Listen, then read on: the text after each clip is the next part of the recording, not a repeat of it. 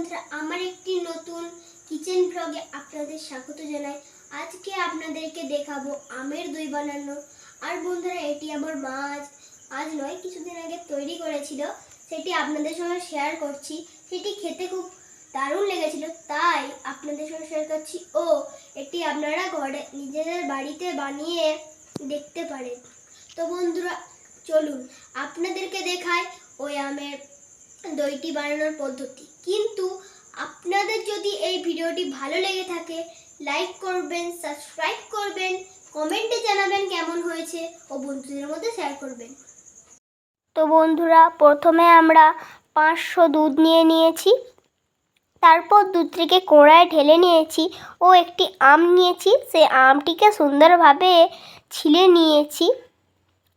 তারপর দুধটাকে ফুটিয়ে ঘন করে নিতে হবে ও আমটা মিশ্রণে গ্রেট করে নিতে হবে। তারপর আম ও টক দই নিয়ে মিশিয়ে নিতে হবে। দুধটা ঘন হয়ে আসলে তারপর নামিয়ে ঠান্ডা করে নিতে হবে।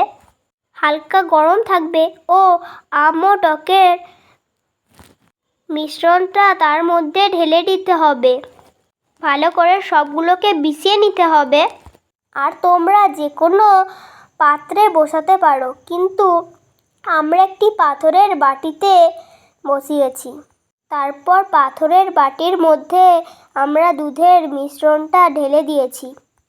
পাত্রের মধ্যে মিশ্রণটা ঢেলে দেওয়ার পর যদি তোমাদের বাড়িতে ফয়েল পেপার থাকে, সেটা দিয়ে ঢেকে দিলে খুব সুন্দর হয়।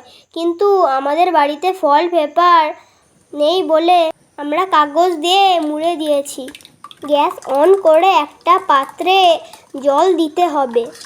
তারপরে একটি ছিদ্র গামলি বসাতে হবে।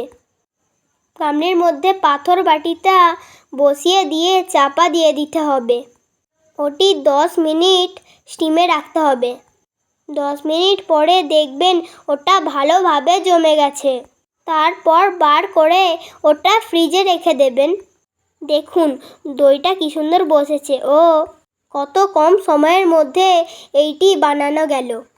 আর কেউ বাড়িতে আসলে এটি কম সময়ের মধ্যে তৈরি করে দিতে পারেন। এই ভিডিওটি শেষ পর্যন্ত দেখার জন্য অসংখ্য ধন্যবাদ। তো বন্ধুরা, এই ভিডিওটি কেমন হয়েছে কমেন্টে জানাবেন। Tata, bye bye.